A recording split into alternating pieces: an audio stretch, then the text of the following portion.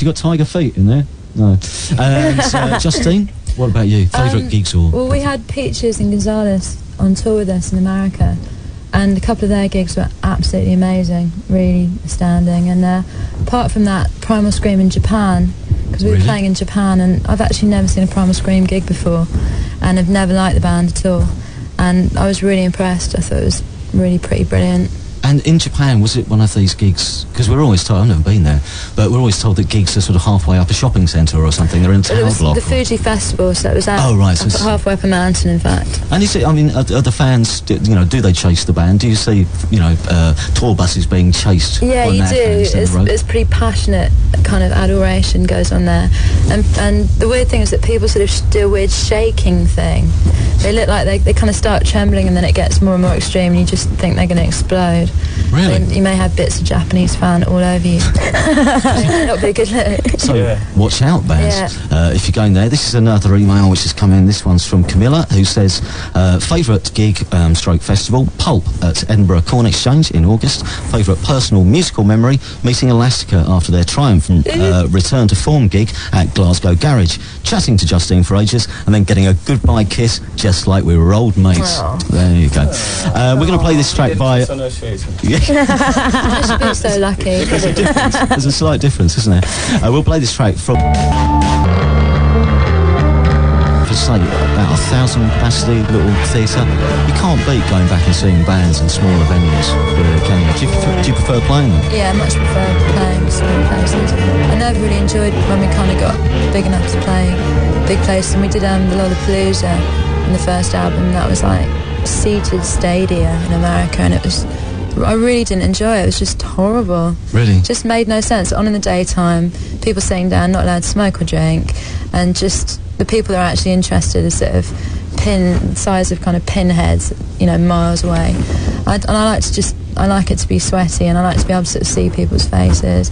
And I think, when I go and you'd like to see people sweating in front of you. That's what you say. And the other way around, if I go to gigs, I like to be able to sort of catch people's expressions and stuff, and not be, I've been to a couple of gigs at Wembley, and I've really not enjoyed it. Well, I was going to say, I was going to have this, big venue, small venue debate. I mean, there's a lot of votes come in for Radiohead in their big tent tour thing, but it's just so... I mean, the introduction of screens helps slightly, but it's still not quite the same, is it? I couldn't go to... the other week, and I throw my hands up in the air, didn't go and see Green Day. I really quite like Green Day myself. Couldn't go. Wembley Arena. Shocking. What, couldn't bring yourself to do No. It's really soulless though, isn't it? I find that I just find them really, they're totally devoid of any atmosphere, and the sound blows all around the place. It's horrid. But would you break the law of not going to them if there was somebody really that you liked?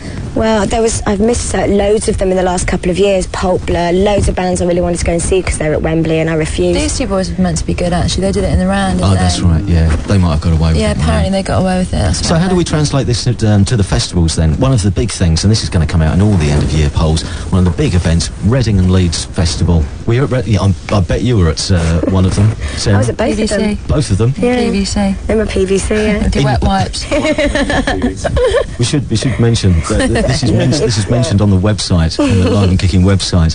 You may have seen Sarah walking around the festivals in her PVC trousers. If it's wet, because if it's muddy, and I went to Glastonbury in '98, and it was shocking, really bad. But I wore PVCs, and I took some baby lotion wet wipes, just wipe off the mud, so I could wear the same trousers for 3 days, as you do at festivals. But you can't if it's jeans, can you? Because they're filthy dirty. So. Yeah.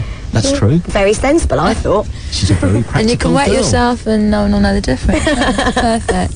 So what were the bands that you saw there that you liked at Reading? I mean, it was quite weird because I was trying to make a list of them and I was thinking, I went into a bit of a haze, and then I just started coming back with, remember Slipknot, remember the Foo Fighters, got the bigger audience, and were really, I just thought they blew a lot of people away. Gomez actually went down really, really well, I thought, because we were playing on the same day as them, and I was quite amazed how well they went down. It just seemed like they were the band that everybody there knew all the songs and wanted to see. It was one of those kind of quite emotional moments, sun going down, and you can just see everyone's arms in the air all the way back to the sound desk and stuff.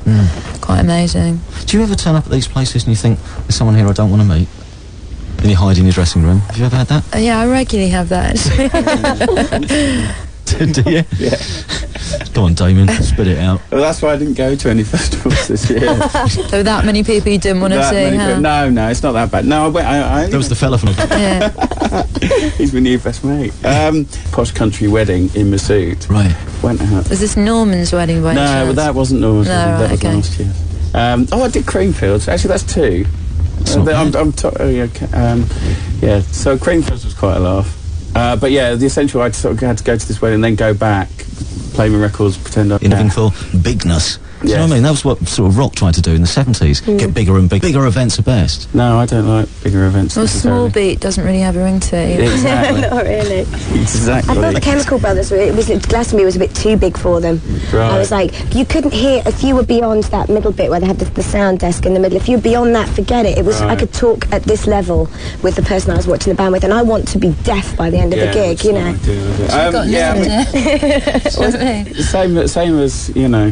Stand there and watch them do it. It's not a spectator sport, But is that's it? the weird thing, isn't it? Because dance music turned out being started off being nothing to do with the sort of personality, and that was kind of a move away from the whole kind of thing of iconography. And then it sort of turned round, and all of a sudden, you know, people who do dance music and, you know, supposedly faceless are actually really famous and are in the tabloids, like Norman or whatever.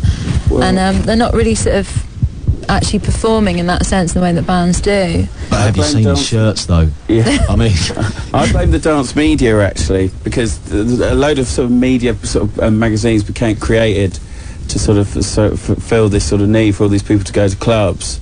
And you shouldn't write about dance music. Dance music should be about, you know, I've read a lot of interviews with Norman that just rip your face. Do you not think it's just because people actually want to actually, you know, look at someone and have a focus for where the music's coming from? I suppose, but... Don't you think there must be as well? There's, you know, the sort of transporter thing that you want to know all about their record collection. Yeah, but that's want to know where the sample came from. It should be a list of charts. Then I find a list of people's charts. I'm not and talking about equipment, and I'm gagging until I'm important enough to get in future music. Because I really, really want to bore someone's sense about compressors, because I find them fascinating. What about some of the backstage sort of thing? We have this nickname for backstage at the festivals, the Nest of Vipers, because genuinely, and John Peel's had the same thing. You know, people come up to you and talk about backstage as if it's this vast marbled hall, you know, where, you know, I think they genuinely think as soon as you get through that thing where the security guy there, I hate to tell you, everyone outside who's never been backstage, Yeah, don't ruin rubbish. It's rubbish. There's just the only good thing about the backstage area, especially at Reading and Glastonbury, is that there's no queue for the toilets. Generally, there's no queue for the loos. That's the only perk. And the toilets aren't nicer, are they? Yeah, they are. You think toilets so? have you been using? Reading toilets are disgusting. They're better than the ones out front, though. They've got little stairs and they've got toilet paper and mirrors. The Virgin festivals, they always have great toilets. Well, they're all middle class, aren't they? A little. Yeah. Well, no, that's why I've never been asked to play at one. There's no point in slagging them off. Looking ahead to next year, which ones do you look forward to? Is it Glastonbury or Reading? Which one? If you were going to both? I don't know. And you had a long-term weather forecast. A long-term weather forecast. Well, I'd go to the sunny one because the weather really does make a difference. I genuinely believe that if it's a sunny day, everyone has a great time. And also, it's very red around the back of the neck. lots of sunstroke. Have you ever done Daphne and Celeste? I know that's a completely off. No, not at all. I've seen them at Dues. I saw them at a Bloodhound Gang after show. I was like, what are they doing here? Really? Yeah. That was bizarre. Just thinking back, going to the Reading Festival, that was one of the big events, wasn't They it? got bottled off, didn't they? Well, bottles of urine thrown at them. Yeah, there's a lot of things being thrown at them to the point where... There's kind of a urine link going on here. yeah, isn't it? There That is a lot really of lit urine. motif. Yeah, I'm not quite sure. That's good. That's good news. There's still, hours of it as well. Yeah, same thing where that's going. But one of the main things I remember about Reading Festival was standing side of stage, waiting to put a band on. Blink-182 have to go on after Daphne and Celeste. Nice programming. Yeah, Blink-182 says, one of the guys talking to his tour manager, and they're ready to go on. The tour manager comes running across and says, yeah, it's okay, they've nearly got all the egg off the stage. That's what I remember. Anyway, Daphne and Celeste, who had a bit of a spat this week. Here's the track which we're going to play tonight. Here we go. Linkage. The best single category in the evening session poll. Technical fault. It's the end of the year, and here are the headlines. 9 die in festival tragedy. Noel Gallagher has gone missing, and there's uproar over Napster. Back in the live lounge with our guests tonight, we've got Sarah Cawood here from Live and Kicking, with Justine Frischmann from Elastica. We've got Damien Harris, who's dragged himself away from the North London derby, which we're not going to mention at this moment in time because the coverage is on Radio 5. Don't listen if you're an Arsenal fan. Damien from Skip. It is spectacular that Liam are going missing. They're still living that kind of years. There have been. I mean, Justine, Elastica had their moments. You know, I mean, in terms of. Well, I think we still misbehave, but fewer people care. Actually, that's what it is. I love the way Oasis is so gloriously unprofessional. Actually, I love the way that they're still not bothering to turn up for tours and stuff. I think it's actually the best thing about them, really. I think that was the thing. That was one thing about the Happy Mondays. Happy Mondays are coming back. They're reforming. Great copy. I've got something to write about. Yeah. All of a sudden, that's good. On to some of the stories which we just mentioned.